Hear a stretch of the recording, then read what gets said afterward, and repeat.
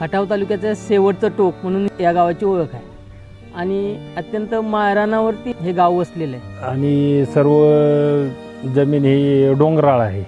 दर साल नोव्हेंबरच्या अगोदरच पाणी सर्व बंद असायचं. प्यायच्या पाण्याचीच बेकार अवस्था होती, ती शेतीला कुठून भेटणार. फक्त आरगड, बाजरी आणि मटकी अशा प्रकारचीच पिकं घेतली जायची. ह्या प्रकारचं पीक यायचं, त्याला कुठल्याही पाण्याची उपलब्धता नव्हती.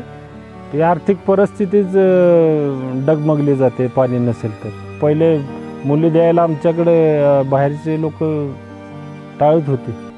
साधारण 1972 सालापासून परिस्थिती तीच राहिली आणि नाम फाउंडेशनच्या माध्यमातून गेल्या 3 वर्षामध्ये इथं मशीन उपलब्ध झालं.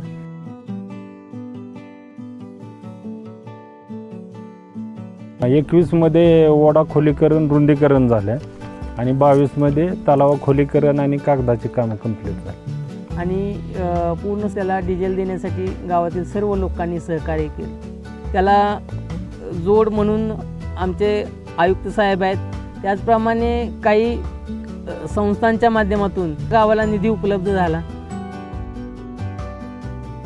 काम झाल्याने पाण्याचा साठा वाढला. आता डिसेंबर झाला, जानेवारी चालू झाले तरी वरून पाणी हाताला येते अशी परिस्थिती आहे. त्यामुळं जमिनीला 3 पिकं घ्यायला आली शेतामध्ये.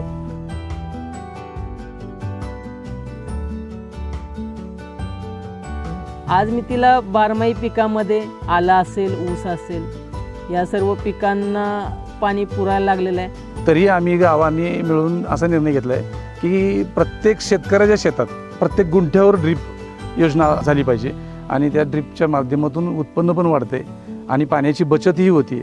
आमच्या पहिल्या उत्पन्नात आता मी शेती करायला लागल्यापासूनचा विचार केला तर दुपटीचा फरक पडला. परंतु वडिलार्जित शेतीचा विचार केला तर वडिलार्जित शेतीच्या अगदी चौपटीनं आज मी तिला फरक आहे आमच्या उत्पन्नामध्ये. आमच्या गावामध्ये पहिला दुग्ध व्यवसाय अगदी 0% होता. जसं पाणी वाढलं तसं जनावरांचं खाद्यचारा वाढला आणि दुग्ध व्यवसाय वाढण्याचं प्रमाण सुरू झालं. आज दूध डेअरी झालेली आहे. 60 ते 70% दुग्ध व्यवसायाकडे लोक वळलेली आहेत. मला वैयक्तिक म्हणजे त्या शेतीमुळं भांडवल मला 3 पिकं घेतल्यामुळं भेटलं ना भांडवलाचा आधार. त्याच्यामुळं मी मुलं शाळेला वगैरे शिक्षणासाठी बाहेर टाकली. नाही तर मी अशक्य होतं ह्या गोष्टी करायला शिक्षणाला. लग्न कार्य, मुलींचे लग्न करत असताना त्या लोकांना सावकारी कर्ज किंवा बँकेचं कर्ज घेतल्याशिवाय पर्यायच नव्हतं त्यावेळेला. आज अशी अवस्था आहे की प्रत्येक शेतकऱ्याचं 2, 3, 4, 5 लाखापर्यंत उत्पन्न वार्षिक वाढलेलं आहे. आमच्या कुटुंबाला असा फायदा होणार आहे याचा की जे काय राहिलेलं माळरान क्षेत्र आहे ते क्षेत्र डेव्हलप करण्यासाठी सुद्धा या आता जे शेतीतून पैसे वाढले त्याचा उपयोग होणार आहे. नाम फाउंडेशनच्या मार्फत पाण्याची वाढ झाली, पाण्यापासून जे उत्पन्न वाढलं, पाण्यापासून जे आमचे लोक सुजलाम सुफलाम झाली. अजून त्याच दिशेने आम्ही वाटचाल करणार आहे की नाम फाउंडेशन जोपर्यंत आहे ना आम्ही जोपर्यंत आहे तोपर्यंत आम्ही याच्यावर काम करणार आहे.